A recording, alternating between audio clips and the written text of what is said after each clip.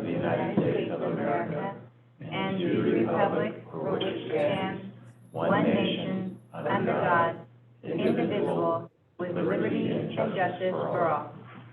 Thank you. And for the record, Director Heck is joining us via Zoom this morning. Can you hear us, Ricky? There she is. Okay. Madam Secretary, will you call the roll, please? Yes. Division 1. Here. Division 2. Here. Division 3. Here. Division 4. Here. Division 5. Here. Okay, thank you. At this time, we'll take public comment for any item not on today's agenda. If you'd like to comment, any item pertinent to NID business at this time, start on your phone or step up to the podium.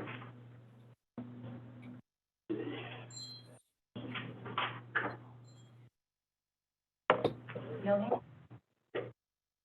Okay, so don't see any. All right. Consent agenda. We have a motion to approve the consent agenda.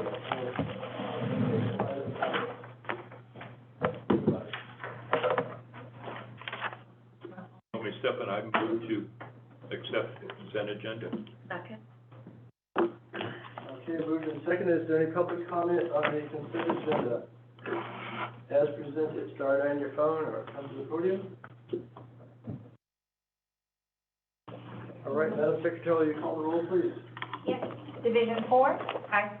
Division 1. Aye. Division 5. Yes. Division 3. Aye. Division 2. Aye, thank you very much. General orders, number 4A, resolution of application of annexation of land. I can take that, Mr. President. Mr. Jones. Sure. Good morning, board, staff, and public. So today we're bringing forth a resolution of application for 51 parcels for annexation to the Nevada Irrigation District, all within the Placer County area and all within NID's sphere of influence. As stated, I have a few corrections from the staff report that I'll go through here, and I had just handed out to you maps that were correct in the board packet online, and they're visible online, but the printed packet that you got, I recognize that the red outline that you see on your handout just didn't print for some reason, so I just printed those, and we can have those up. Thank you, Chris. Have them up on the screen.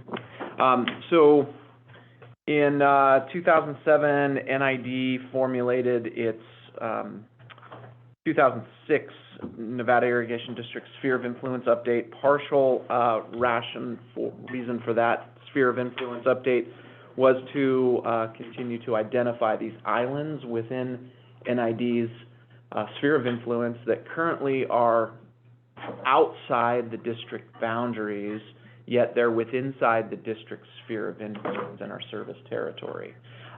Within that sphere of influence study, there was a section, and it discussed programmatic annexations for the district's islands, and an attempt to work and bring these islands into the district's service territory and boundaries. And so there is an effort, and there has been an effort since 2017 in Placer County, once we finalized our Placer County Master Tax Sharing Agreement with them, in order to bring some of these parcels into the district.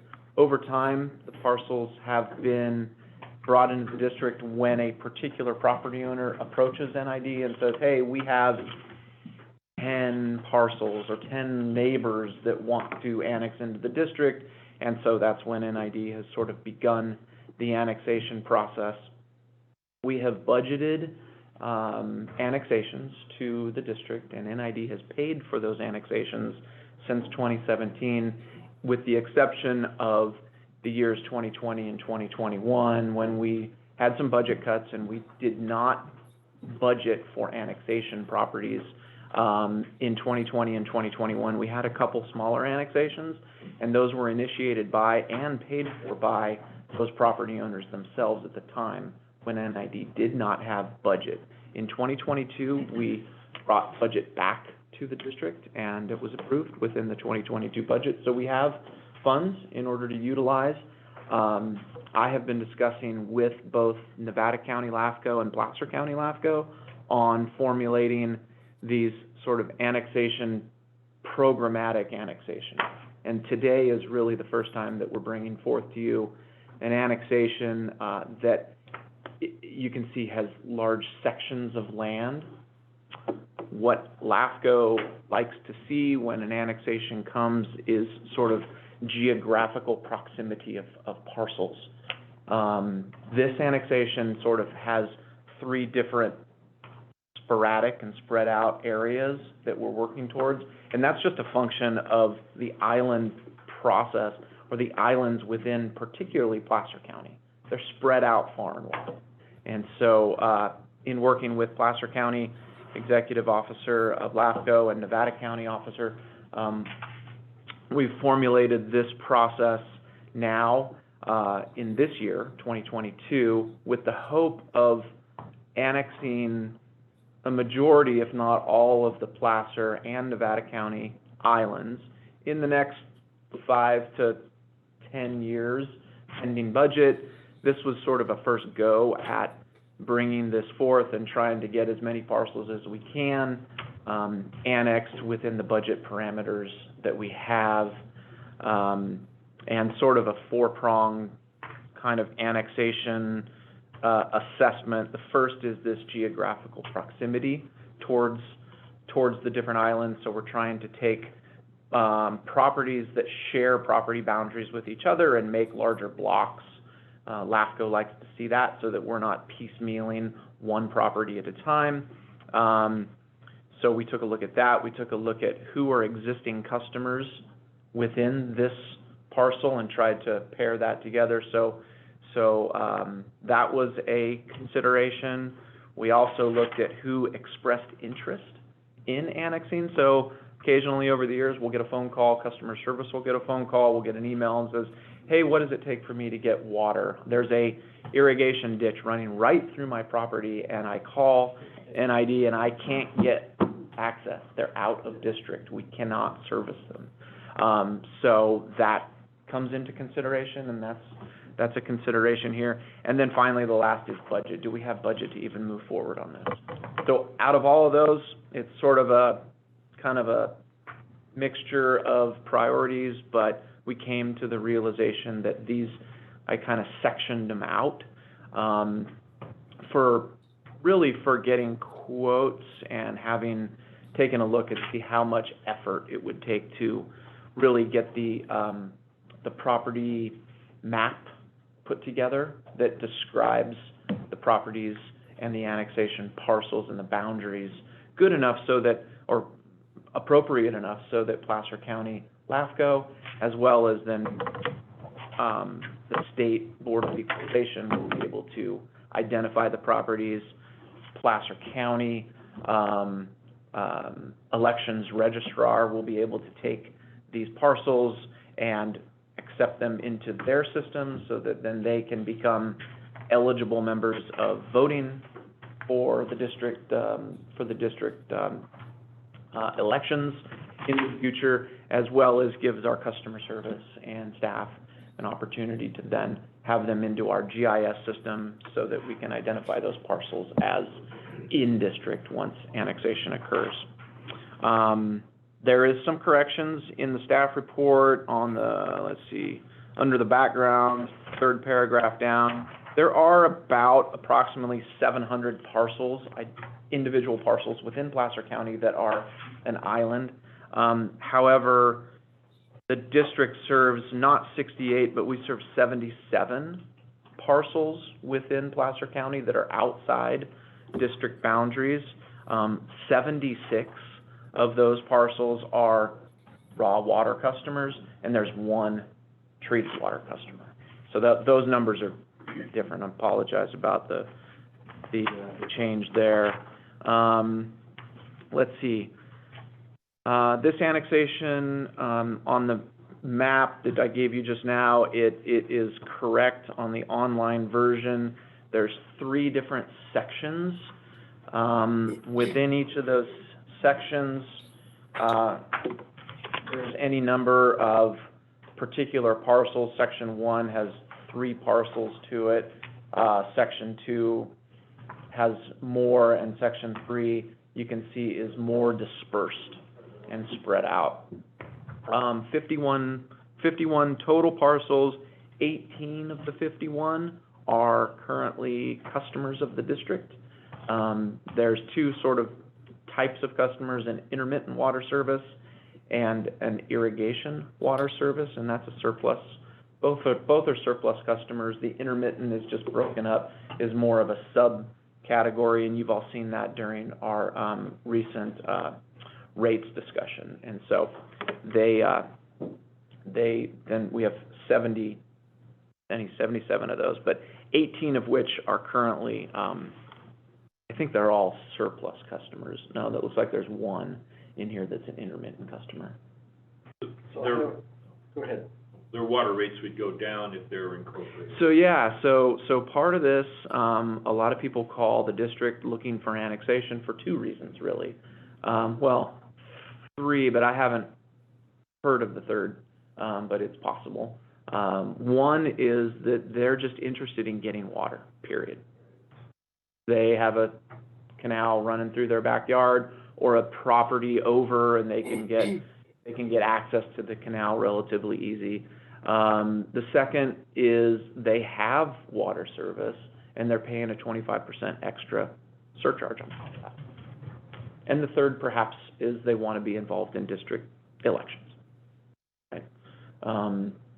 And so yes, those folks have called for one of those particular considerations. My question Yeah. was, I assume the white area is the district boundary, That is correct. is the district. And for historic perspective, these were folks that opted out originally with district formation? Yeah, so back in 1926, 7 or 8, when we moved into Placer County, these, at the time, I would almost guarantee that they were not as individual parcels as you see them now. They were large blocks of farmland or irrigated land, pasture land of some sort. And those owners at the time opted to not be part of the district. So they became islands. Over the years, they would parcel themselves off, and a property owner would be annexed over the years. But yes, these are holdouts, historic holdouts from the late 1920s. And what about this area in the north there that has the big area? Same. The same, but Mhm. they're not currently, Not at the moment, but like I said, over the next 5 to, depending on budget and depending on where we go, it would be nice to have, in a number of years, and I don't have a handle on what that number is yet, that this whole map becomes white. yes, right. Right? That's right. That's the goal. Why isn't it going white? Right. Yeah. Director Heck has her hand up. I'm sorry, Director Heck, I'm not watching. Go ahead. Okay. Well, 2 really quick things. First, Chris, I have a hard time hearing you. Can you move your microphone closer? There we go. This microphone, Yeah, better. And then with regard to the item, can you speak, Greg, about, so these, the sections 1, 2, and 3, as you identified, are those largely ag parcels or, raw water, or is it treated water? No, these are all raw water They're areas. all raw water. Okay. Yeah, we only have one, like I had mentioned, we only have one customer who is outside district at this moment in Placer County, and this parcel, this annexation area does not cover that one individual parcel. That's the And one we are individual. serving them right now, right? Just at a 25% surcharge? So this Correct. doesn't, I guess what I'm trying to get at is this doesn't represent any additional water demand. So that's a good question. This does not represent, the annexation itself does not represent additional water demand, nor does it guarantee additional water supply to any one of these parcels. What happens is the parcels that currently are not served, so 33 of these parcels in this annexation of the 51, they will now have an opportunity, just like any of the other parcels in Placer County, to call into customer service and say, can I get service?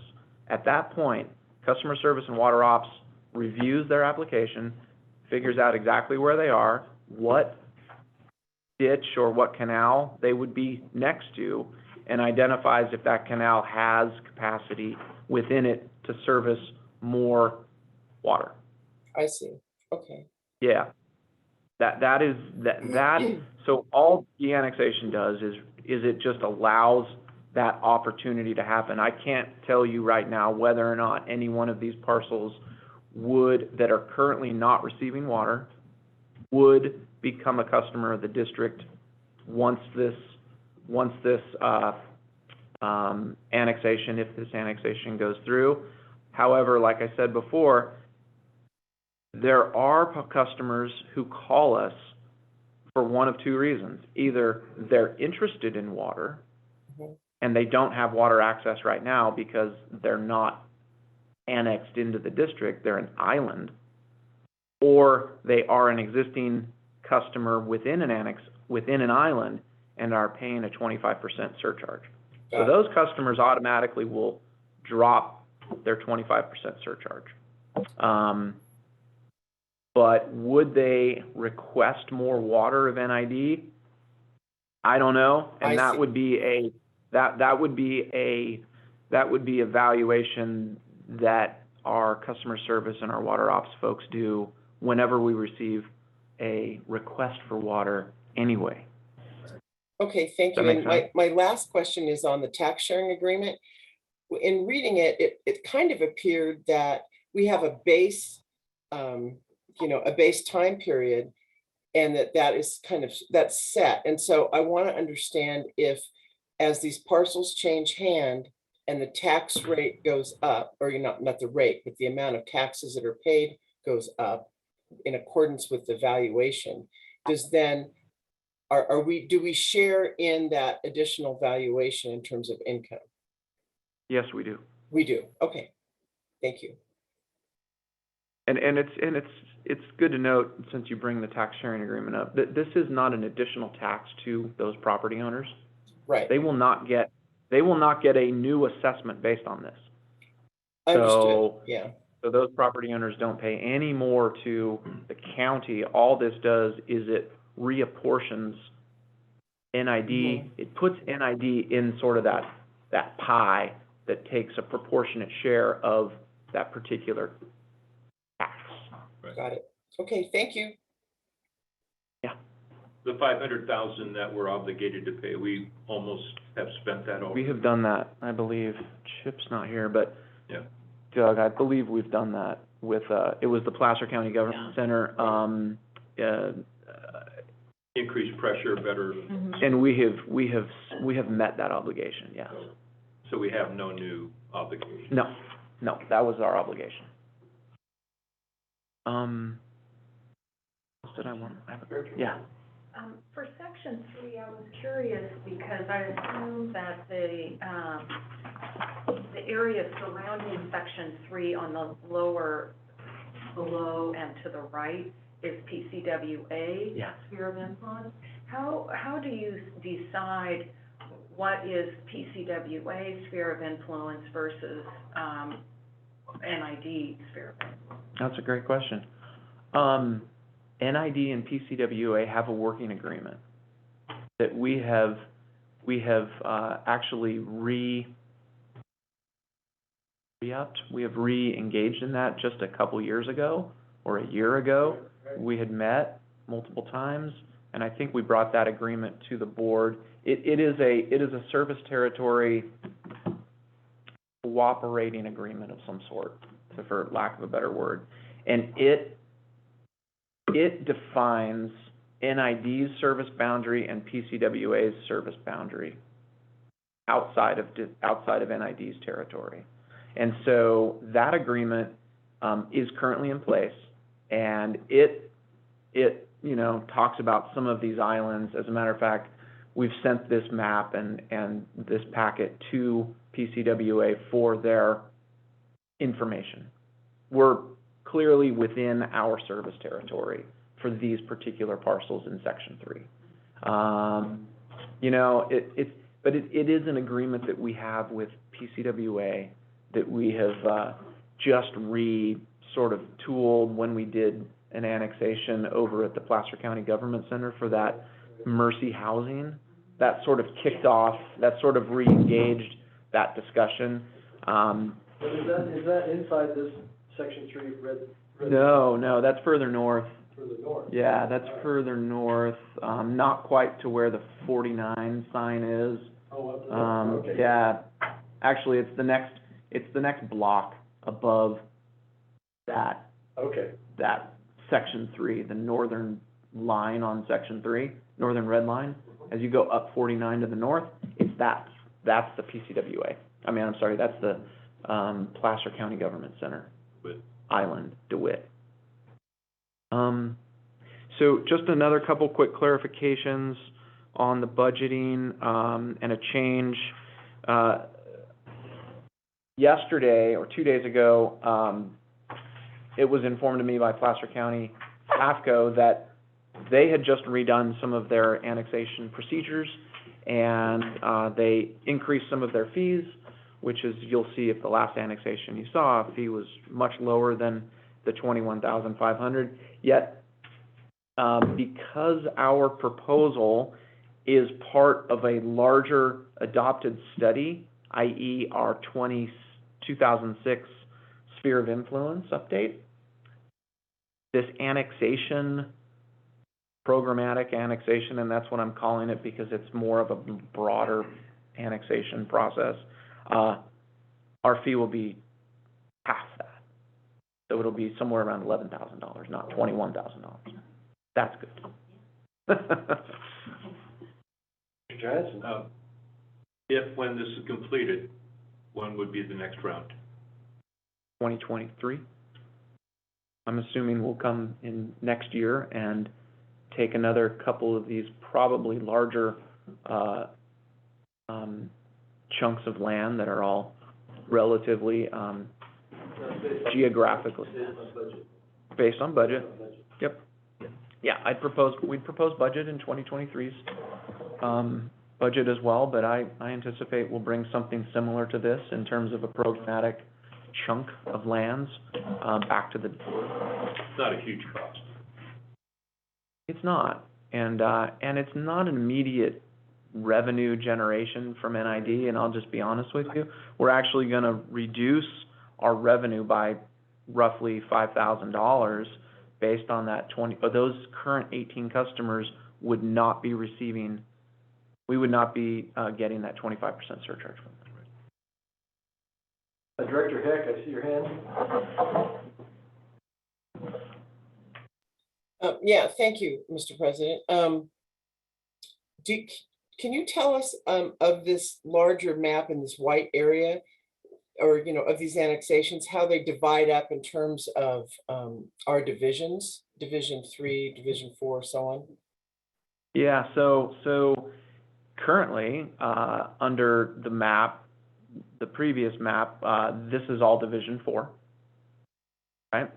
This is all Division 4 territory. The updated map that was just authorized by the board, Section 1 stays in Division 4. Everything in Section 2 is in the new updated Division 3, and everything within Section 3 is with Division 4.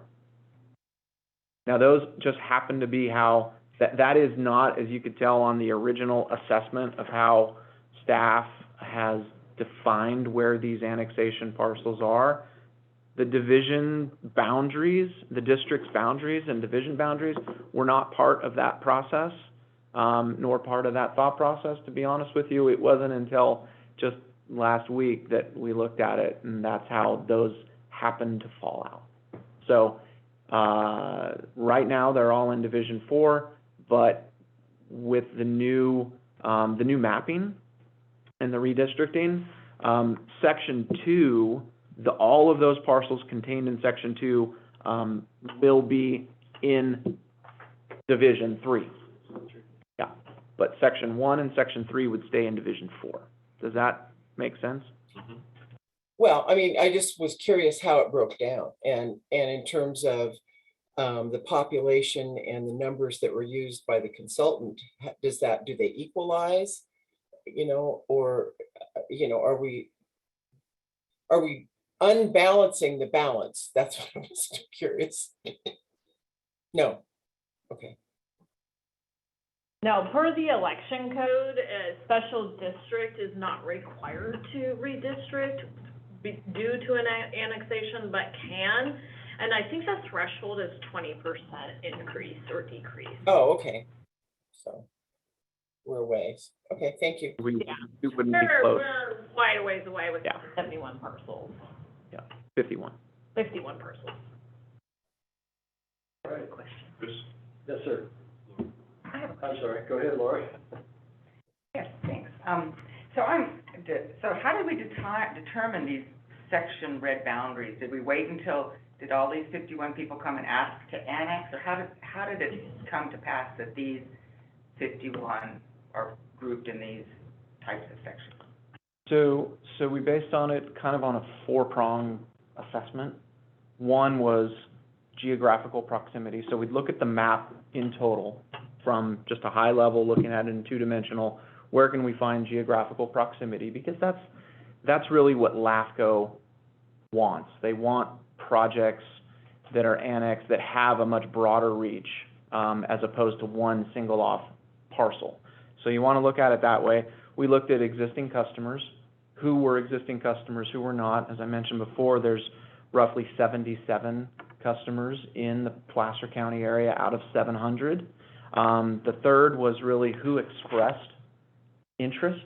So who's called us, who's emailed us in the last 3 or 5 years saying, hey, I want water, there's a canal in my backyard, or I have water right now and I pay 25% more. Can I get You annexed? collected parcels over the last 3 to 5 years. and Yeah, we've defined got that an as a ongoing- parcel, and then, We have an ongoing list, yeah.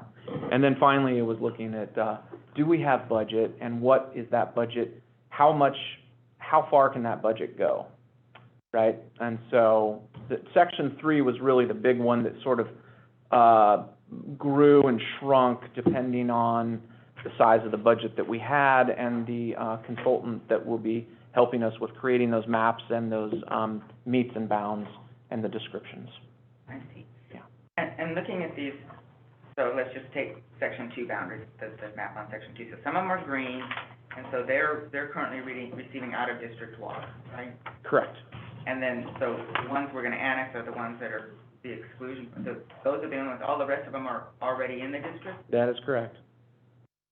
So the only ones we're annexing are the exclusion parcels. I didn't count them in the first place. 15.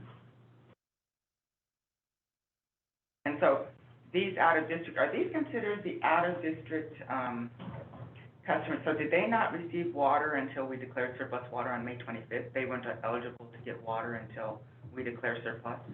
So they didn't. I might need some help on that one. Chip's not here. Oh, and Chip's on Isn't here? here, but yes, that's. They are. Currently is written in the rules and regulations. But so they're considered the traditional surplus water purchasers. Yeah, Yes. they are the definition of surplus water customers. And the board adopted the previous drought resolution, not the most recent one.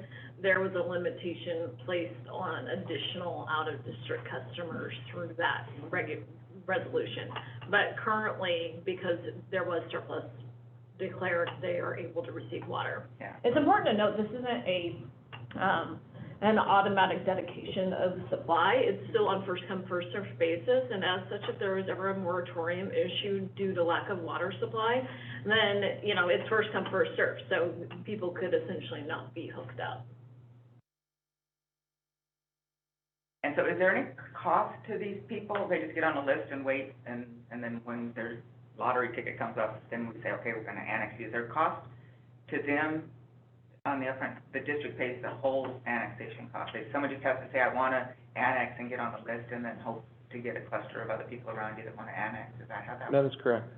Yeah, over the long run, it's to the benefit of the district due to the property tax sharing agreement. So currently, we do not receive any property tax, only receive revenue from those particular parcels if they do have that out-of-district water service, and that's when they pay that 25% add-on. So over time, the property tax will likely equate to more revenue than we would from the small amount of people that are currently connected and paying that 25% increased surcharge. The, in addition to that, the programmatic annexation portion of our sphere of influence that was adopted in 2006 indicates that NID will be paying for these annexations, and NID will cover all the costs from LAFCO and the cost of annexation. So it is a long-term benefit to NID. That's why I say it's not a short-term moneymaker to annex these parcels, because in all actuality, unless, like you say, Director Heck, if a property changed hands and all of a sudden the valuation has gone up, from last time it was sold in 1950 to 2023, there will clearly be a good percentage point base of tax revenue increase. But in general, on an annual year-to-year basis, if many of these parcels don't change hands, it's a nominal rate, but it is in perpetuity, and it is forever. Yeah, and recall that the ad valorem tax is based off of the assessment, but it does increase at 2% per year, or based off of the additional increment associated with any improvements to land or sale of the property. Director Johansson? Is there kind of a fixed cost to annexation? And the more parcels you include, then the per parcel cost goes down? Yeah, absolutely. That's why we want to include as many as we possibly can. So LAFCO fees are a fixed cost. The fixed cost is $21,500, based on the fact that we have a 2006 sphere of influence that identified programmatic annexations. We had a 50% discount on that. So right there, our per parcel fee has gone down.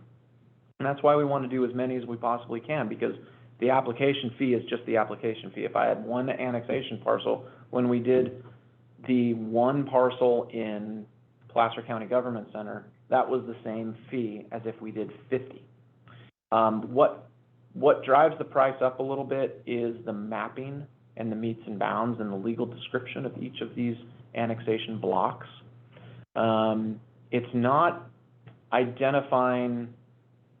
A surveyor must do it, and a surveyor must be on record to have done the meets and bounds and the mapping. But you don't have to identify each individual parcel. It's the block, it's the outer boundary of what it is that both the Placer County Board of Registrars needs and LAFCO needs, as well as the Board of Equalization of the State of California. Our staff is going to be working on sections 1 and 2 of these. We'll be hiring out for the third section. And the quotes came back and within, that's why I say it's estimated around $23,000 for that section 3. And that's only because they are so spread out. We've done some in the past where we've had 15 or 20 parcels, but they've been in one big chunk, and that bill for a consultant might have been $12,000. So this is a little more because it's spread out so much. So money is not going to stop us in 2023 from doing more? No. No. What's going to stop us from including 5 sections or 6? So even this could stop us from this year because it will go out to a protest. So LAFCO will have to do a protest hearing prior to their adoption of it. If enough parcels don't want to be annexed, either they will be removed from the project at LAFCO's direction, or the whole project will stop. And that just happens when LAFCO does their protest hearing. So is this, so NID is initiating this, and We're LAFCO is initiating. So is it under the 10% protest rule or 25% that's now going through the Congress legislature? I think I want to say it's greater than 50. No, I think it's 25%. Yeah, it's, but they can also reduce the size. It's not likely that when you're annexing in islands, that there would be sufficient protests to stop the annexation.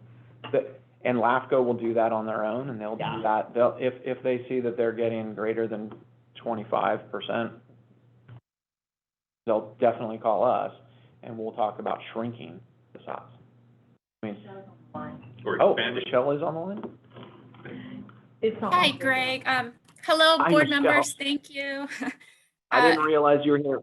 This is Michelle McIntyre. She's the executive officer of Placer LAFCO, and she may have that exact answer for you. Sure. I do. So there is a protest hearing. What the first process that we're going to go through is that we notice all of the landowners and we let them know if you have concerns, or if you would like to be excluded, to let us know. That way, before it comes to the hearing, my commission will know if we have 100% consent. So the way that LAFCO works is if we receive a letter supporting from you, or if we receive no protest, it counts the same. So silence is yes. And so if we hear nothing, or if we receive support letters, fantastic, we'll go forward. And we can, even at that point, we can waive the protest proceedings. That's if we have no opposition. Even if we do have one opposition or a few, and we still go forward with the project, the threshold is 25% of the registered voters in the affected area, so it would be in all these different sections, or 25% of the assessed value of land. So it's not land plus improvement, it's just land. That's a very difficult threshold. I'm sorry, Board Member Johansson, you're right, it's the district that is the lead agency. In this situation, not LAFCO, that's why it's the 25% protest threshold and not 10%. If LAFCO is the lead agency, then yes, it would be 10%. And then I just wanted to add a couple of things. I just wanted to express my support in the and on behalf of my commission, express our support of the district, creating a more logical boundary by bringing forward all of these annexations of the islands. And also wanted to thank Greg Jones for making a presentation at our commission meeting several months ago. And it was really the catalyst for us to streamline our map and description requirements so that it wasn't so cumbersome. And so it was faster and cheaper for applicants in general, not just NID, but all of our cities and our special districts, to bring forward projects quicker and cheaper. The other thing is that I also wanted to mention that the other policy that we amended recently is not just for island annexations, but disadvantaged unincorporated communities, and also these projects that are approved through recommendations of a special study. In this case, the 2006 study. My commission recognized that we want those projects to come forward, and so that's why they reduced the fees for LAFCO by 50%. And our policy allows for further reductions if there is a financial hardship. So thank you. That was my little spiel. Thank you, Michelle. Thank you, Michelle. Appreciate it. Director Holt. Well, I'm wondering, since LAFCO so kindly gave us the price reduction to $11,000 or so, I'm wondering if it would make sense to expand the section sizes slightly. So like section 2 has a small exclusion area right below the box. Mm-hmm. And then section 3 has that little, anyway, I wondered if we could expand those sections a little bit more. Section 1 might include the area below it, Mm-hmm. and then we could spend our full budgeted amount and get more bang for the buck.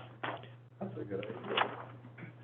I think we would need to bring this back, We would need to bring it back. Yeah. which we can do. I think today's action is per agenda language is limited to the sections as described, but we can bring back to you We can't potentially just- further. We can't just draw the line here. No, because we have identified parcels and APNs and so on. Yeah, That makes sense. we can definitely do that. I think that makes sense. As a matter of fact, these two sections, like I indicated before, are sections that we have, I've been working with our, survey staff to help us with. And so I think, we can probably make that work, and I can speak with them and the engineering to see if we can make that happen and bring this back to the board next board meeting. I have a question, maybe it's obvious, but I'm not seeing it in all the discussion on the same subject. Say in section 3, we have one exclusion zone, but the red line goes around a whole bunch of, that I assume are already in, Yeah, except for all the little dots in the middle, right? Why does the line, yeah. why does the red line go around the area that's already in? That's a great question. It just tracks the southern and eastern edge of our service territory. Okay, To be honest with you, that was just an easier way to draw the. way to draw a line. So that would be the same for the other two. Yeah. Okay, perfect. Yeah, those other two, sections 1 and 2, really just focused on a boundary, yes, around those areas, but everything in white, is already within the district. It's really just those parcels that are dotted, and/or they have a color to them. Go ahead, Director Peters. So maybe I didn't hear it correctly, but, do we have to reach out to every one of these parcel owners to ask them if we can have them annexed to us, or does LAFCO just? LAFCO does it. Brought in and LAFCO takes it, so we don't need applications for it or anything, we can just say, we want to annex this part. It's by protest. Yeah. It's not by affirmation. Right. Oh, so we just, okay, Sometimes if it was, and maybe Michelle, you can chime in here, but if it was clean and if we had a neighborhood that had a proponent that was able to help us get the word out to some of these communities as to what this is, we have received consent letters from parcels in the past. And all that does, if we have 100% consent letter, then that alleviates Placer LAFCO from doing the 30-day notice. If we don't have that, and I don't anticipate we would get 100% because that's kind of an administrative burden, with all of these separate parcels throughout, it's best to just get it to LAFCO. They take care of it, they utilize the 30-day period, and then they process it forward. do their property taxes actually go up, or we just get a share of what they already pay? Yeah, no, I thought I mentioned that. The Hi. property taxes don't change. The property taxes stay the same. We get a proportionate share of the property tax that is already being paid by the property owners, So why would people protest? Have we had people protest before? not to my knowledge.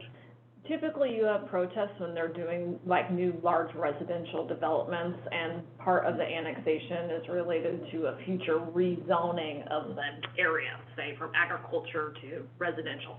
Then you'll see a lot of protests. I wouldn't anticipate you'd see that many protests with this type of action. So Placer County loses that portion. Yeah, so the tax sharing agreements are with the county, so the county essentially takes a little bit less of their portion of the 1% ad Right, valorem right. tax. And it's a big benefit to have that in place. Yes. Mm-hmm, the tax sharing agreements, yes. Yes, that took about 15 years, I think, Tax to sharing process. Dustin, negotiations you remember that? can be extremely Yeah, I remember the difficult. celebration, once we got it done. It started, I think, in 2002, and I think it was signed in 2017. Sounds about right. It's a big deal. And to get back to what Karen was talking about,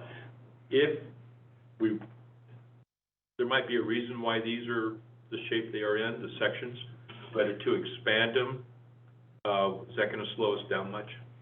I don't believe it will. Not if we just add those small portions that we just indicated. If we were to go and to try to take some of these bigger chunks, I think that might slow us down, and I don't want to slow us down. LAFCO has, we have to have this to LAFCO by, I want to say it's the beginning of October. So I have to have all the maps and the meets and bounds and all this complete in the next 3 months. So we do have a time limit in order for them to get everything together and prepared by, I believe, Michelle, you're not on the phone anymore, but it was before the end. Oh, I'm sorry. Oh. Yes, you're right. It's the deadline for LAFCO to get it to the state board so that the tax transfer occurs at the next tax roll is December 1st. So I have to get it to my commission, in September or October at the latest, so that we can go through the administrative process. So we could have something by July? Well, as soon as we bring this back and I get the affirmation that this resolution is passed, these maps are already been underway anyway. So I believe we should be just fine. Include a protester. We could have a one. Any further discussions by the board, or? Yeah. Greg? No, that's all I have. Any member of the public like to comment on this item? We're not going to vote today, but we're going to. If you'd like to comment on the annexation of Placer County, NID, start on your phone or on the podium. Being none, I think staff has direction. Thank you very much. Thank you, Greg. Thank you, Michelle. Thank you.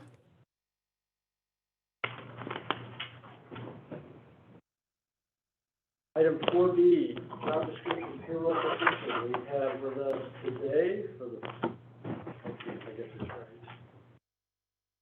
Naomi Schmidt. All right, well, I'll kick it off and You're then gonna kick it off? Naomi could help answer questions. We are workshopping an item, which means that we're not asking for any specific vote, but are asking for input on a new job description for a new classification, which would be referred to as the payroll technician. Currently, payroll is completed by the finance assistant 1 and 2, and the current job description doesn't reference anything that has to do with payroll in it.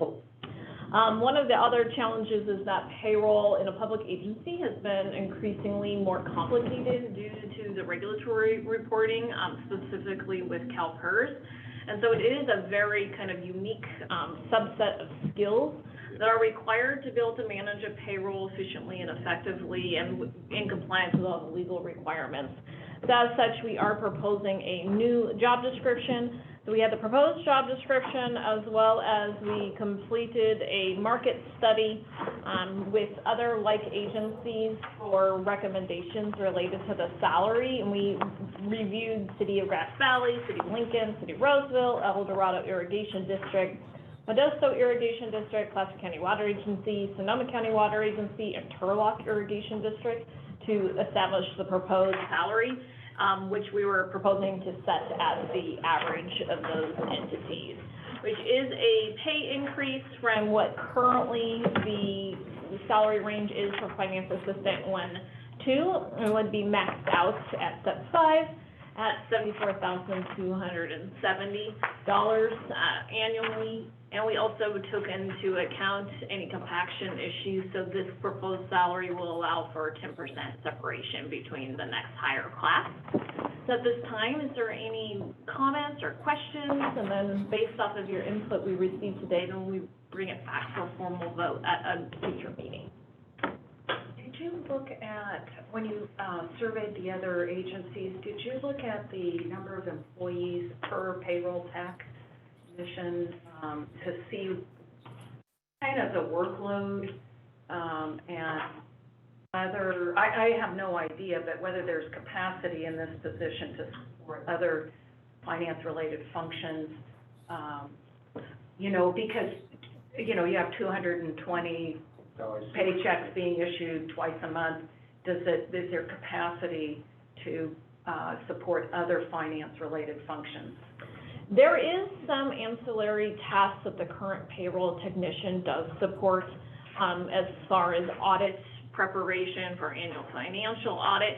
Right now, our payroll is pretty cumbersome from a manual labor perspective because of our current financial system. But once that is complete, I would anticipate that some of the larger projects could be completed. Because payroll is every other Friday, it's a fairly quick turnaround, specifically with inputting timesheet information, but also with all the required reporting. It is normal for an agency of our size to have a minimum of one person. A lot of agencies of our size will actually have a lead payroll person and then a secondary person who is, kind of split their time between different tasks. And currently, we only have the one person. Yeah. Well, I certainly support the importance of the role,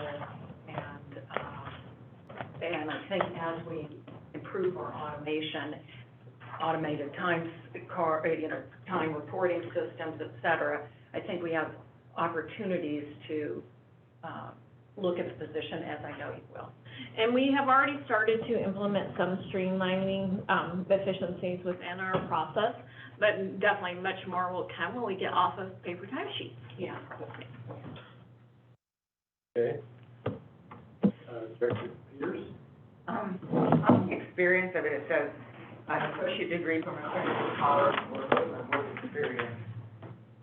That's 3 years of payroll preparation. And so they could just have a 12th grade education and have on-the-job experience to do this.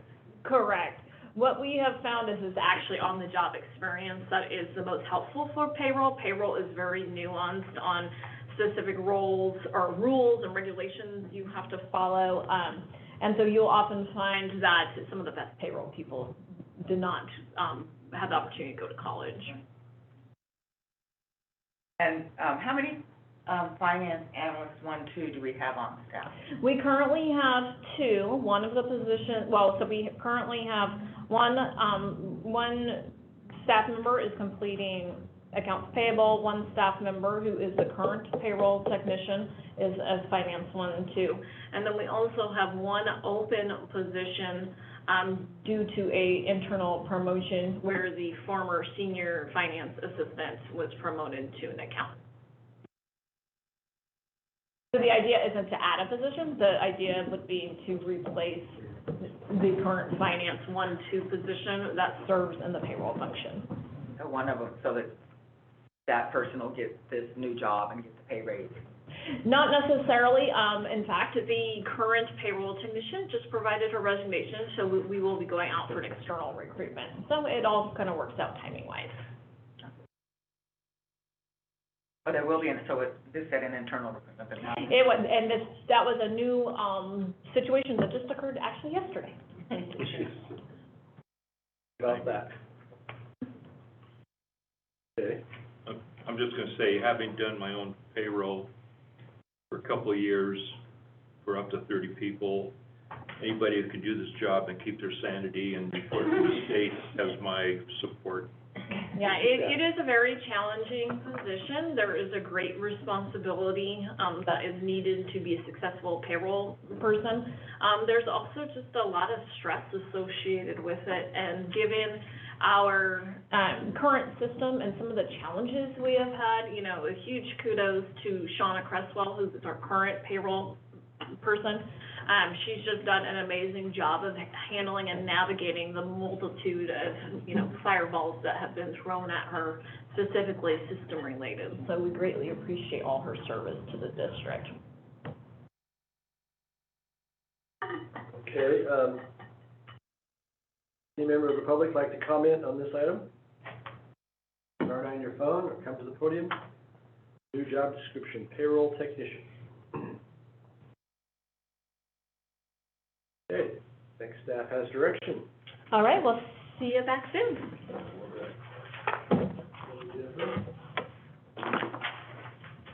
Okay, 4C.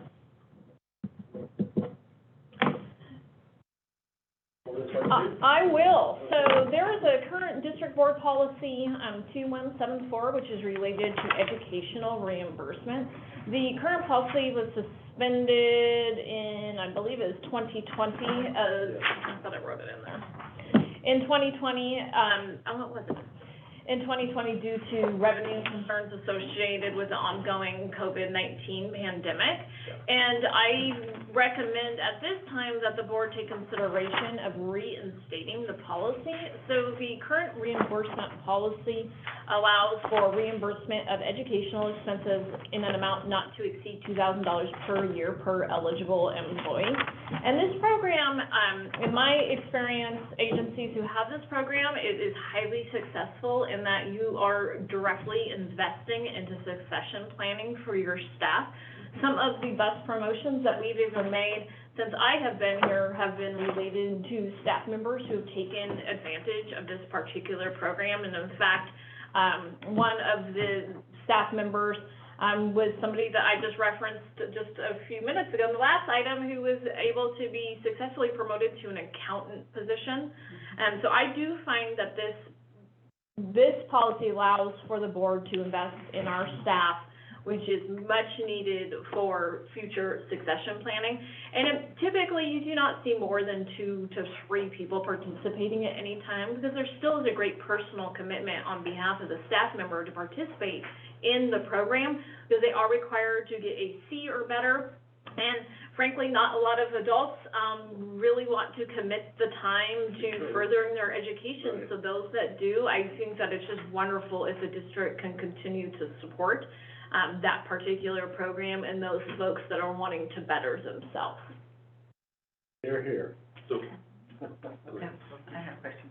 How do they get to participate in this? They just come to their management? I know that previously there was some concern that there's maybe some people had the opportunity while others maybe didn't. How do we know that it's going to be fairly applied? Everybody in the district, all staff would be eligible. So to participate in the program, they just simply have to fill out a form. They submit it to their manager, to the Human Resources Department, and then finally to the general manager has the final approval. So I have the utmost confidence in our managers as well as our Human Resources Department that they'll administer it fairly. You know, I think that on an individual basis, we're all very committed to helping our staff improve themselves any way possible. I think education during COVID took a big hit everywhere, and I'm sad to see we even rescinded this program, so we should get it back, get going. I agree. I support the program as well. I do have, and for all the reasons you say, it's super competitive, and we want to encourage the upward mobility of our employees and really appreciate anyone who gives up their personal time to further their education. I had a question on section 2174.1.4. So it says, should an employee terminate an authorized course prior to its completion without department manager approval, the total cost of the course or portion thereof shall be the employee's responsibility. And then, so it says upon approval of it. So then, if you go back a section 1.3, it says upon approval of a course and completion with the passing grade of C, then you get reimbursed. So those just seem in conflict to me. If you don't, you have to complete the, it says that you have to complete the course in order to get reimbursed, but then it says you can not complete the course if you have department manager approval. So I just didn't quite understand what the intent of that was, you know, kind of what conditions would occur, obviously, if your spouse dies.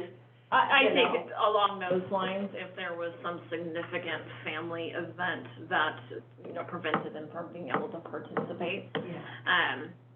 I think that would probably be the only situation in which it would occur. Okay, but it sounds like they have to purchase, they have to buy their books and they have to pay for their classes. It's only when we pay it in arrears if they Correct. They would pay it. So they wouldn't have any out-of-pocket expenses. I mean, the district wouldn't have any out-of-pocket expenses that we would have to recoup if they don't get the money back until they finish it. Right?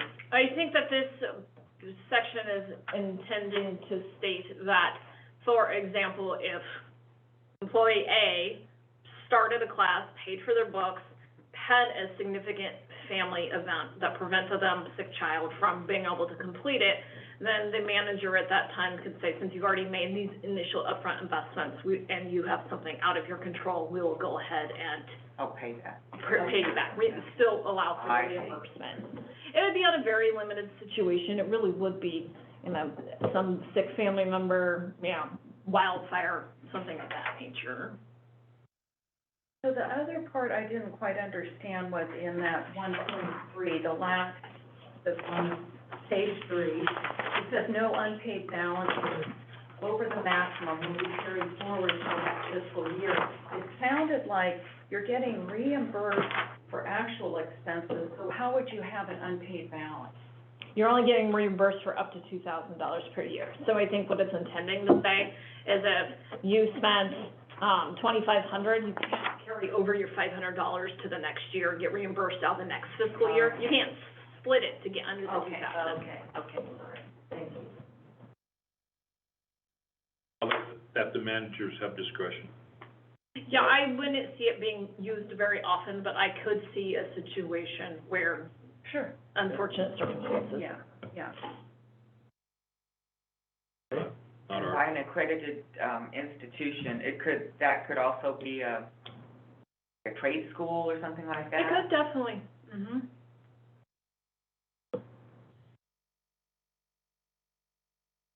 Okay, any further discussion from the board? How about the public? Can I just ask one other question? From prior conversations, it seems like in hydro, we've invested in certification programs for staff that are above and beyond is that Okay. correct? You know, That key in his budgeting Right, specifically and correct. his, that's correct. So this is typically, there are some positions that the staff member is required to have a specific type of certification in order to operate the water treatment plant or to, complete water main repairs. It's required by the state. We treat those a little bit differently, and there's normal training. So these are things, for example, I would like to get a master's in business because I think that it'll help me be a better finance manager for the district. And that's a position that I'm interested in the future. So they're a little bit different than your routine certifications that are required for Class A driver's license or, one of those types of things. Because, Class A driver's license is a perfect example. Those are very integral to our ability to continue operations. Right. And oftentimes you'll start to have to nudge staff along to get a Class A driver's license due to some of the legal responsibilities that come with having one. And so we do pay for that training and those costs associated with that program to allow them to get that. Otherwise, we probably would never get anyone to do it. So that's separate from this. Yeah, so Those these those are kind of more, things, these yeah. are more things that are outside of your daily required certifications. These are to better your professional education.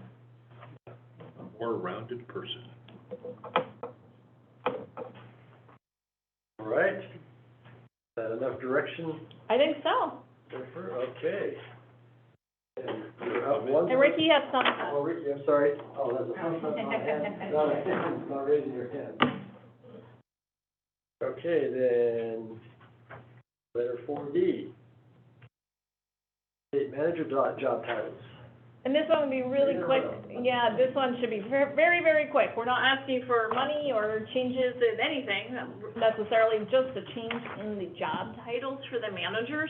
When we do go out for recruitment, comparable agencies, the manager classification is usually applied to mid-level managers.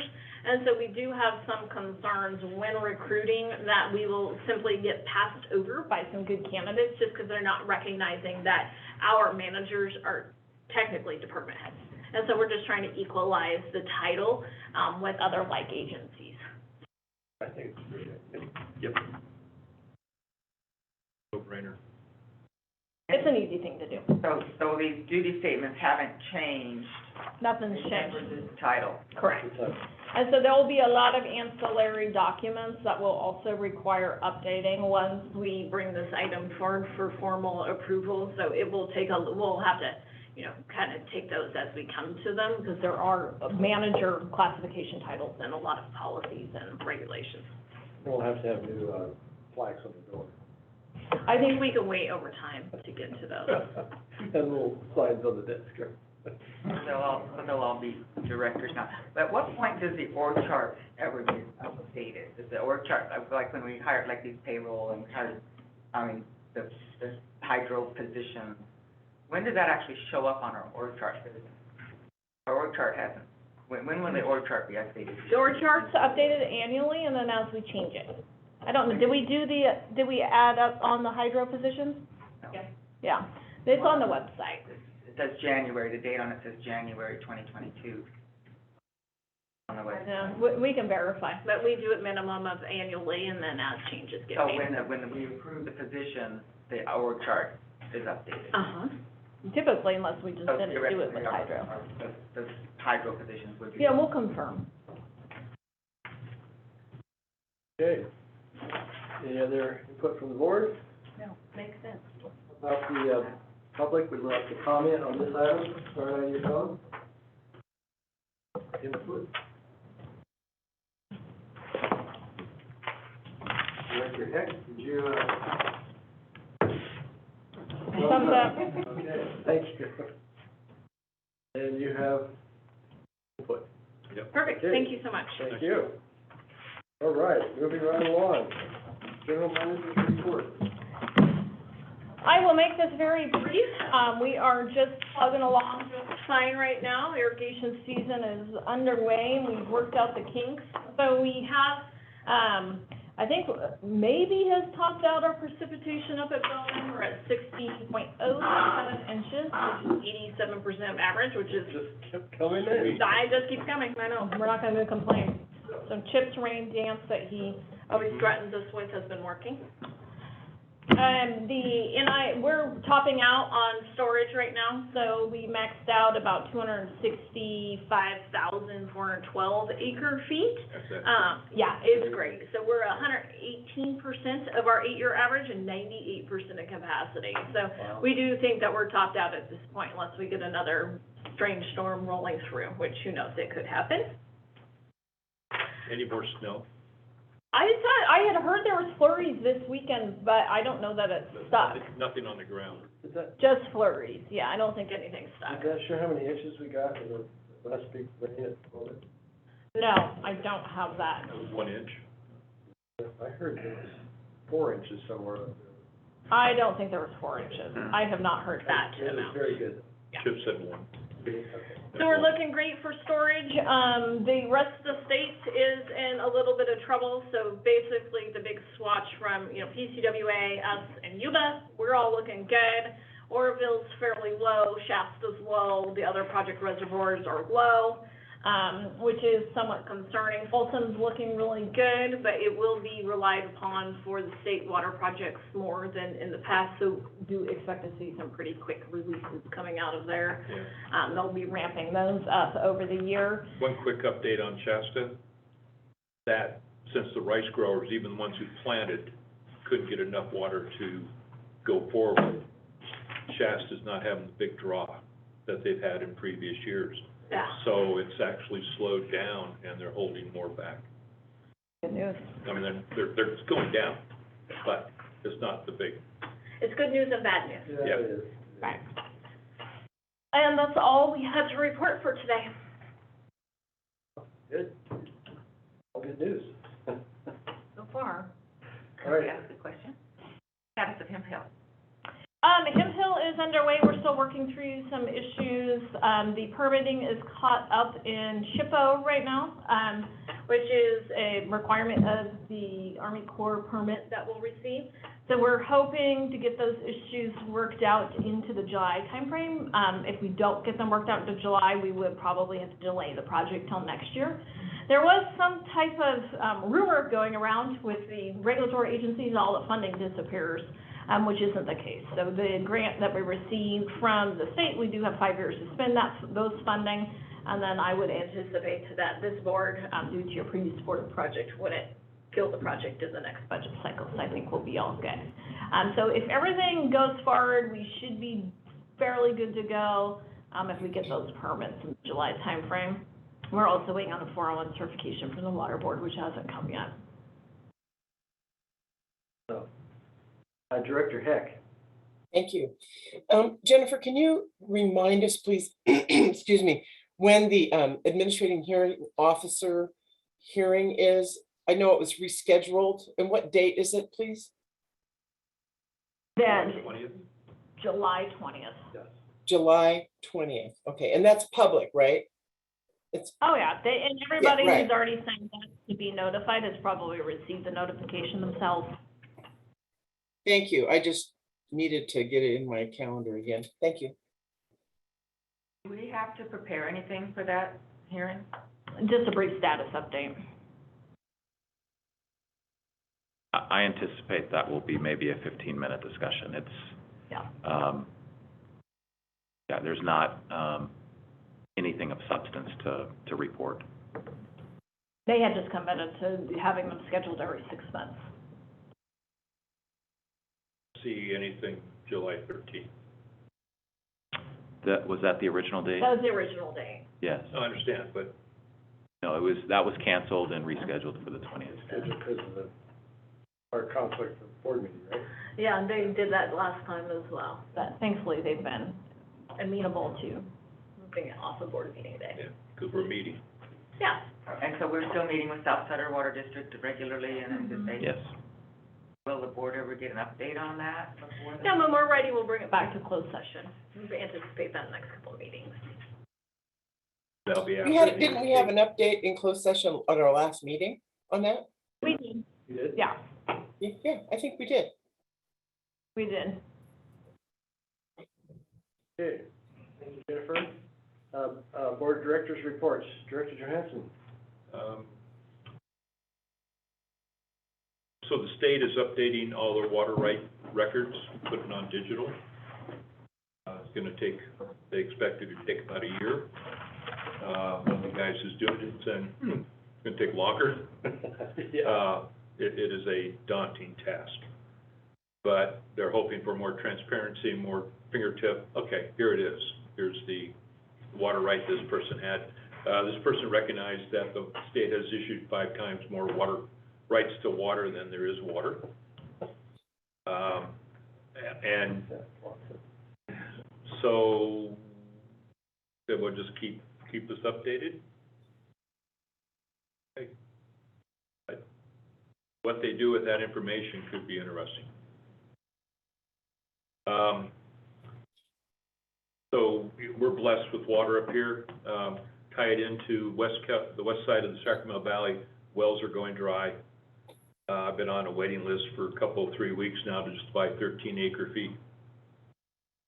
I think they'll happen, but who knows? I just need a little additional more water for the mandarin trees. So it's getting tight. That's in Orland? That's in Yeah. Orland? Oh, west side. Director Holt.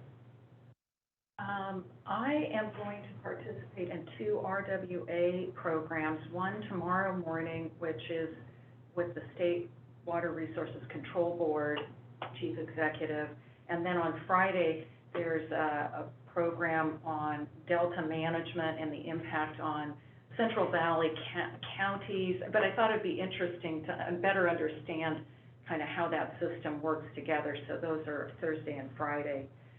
And then I read an interesting article in Maven on improved forecasting for releases from reservoirs. So it talks about how, historically we've had to release water even though don't know what's coming, and that they've got better long-term forecasting. So hopefully we'll be able to retain more water in reservoirs going forward with this modeling and state support with being able to retain more in reservoirs. So anyway, I thought that was interesting. those are flood Yes. reservoirs like Yeah, Folsom, Blackview. exactly, yeah. They'll catch 22, do we release it or do we see it? That's right, and it's aggravating, Yeah, it's More very real aggravating. time. yeah. Then you have boaters. Yeah. Director Hull, Director Peters? Yeah, last week I participated in an E. coli testing with the Auburn Ravine on Auburn Ravine. We did 2 samples at Hemphill and, Liberty Lane and the Bean Park, and then at, the gauging station. And the Regional Water Quality Control Board staff came in, the citizens monitoring, it's called the SWAMP program, Surface Water Ambient Monitoring Program, where it's citizen monitoring. So they're getting citizen monitoring along Auburn Ravine. And, the Hemphill was the best, E. coli numbers, it was 75, most probable out of 100 milliliter sample, whereas Liberty Lane was the worst, it was like 237 or something. But, so they changed pretty, it wasn't like upstream to downstream, it was quite interesting. And, it's all within the recreation, levels of, contact recreation for the Regional Board Basin Plan. It was interesting. What's going on Auburn Ravine? For food safety, 130, 126, 128 is the limit. We tested ours on the tar ditch, 78. Yeah. That was pre-filtered. After filter, it was a lot lower. Yeah.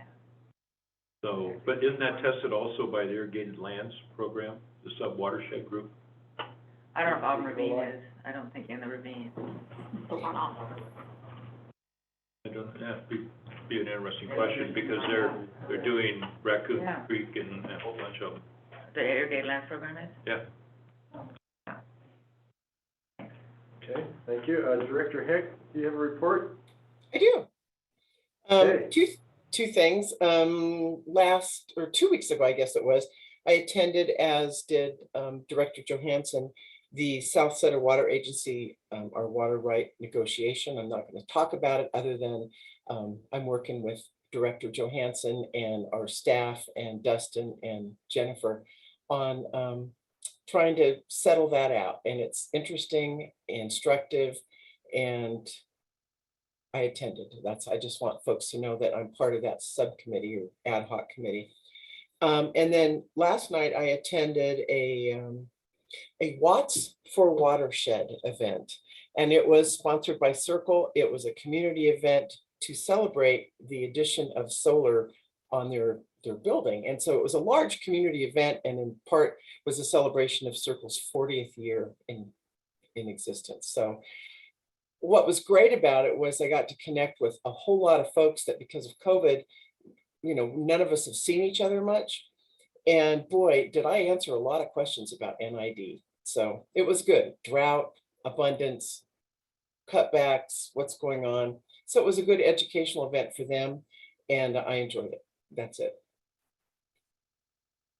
Director Hick? Okay, and I have no report. And with that, we will adjourn the meeting.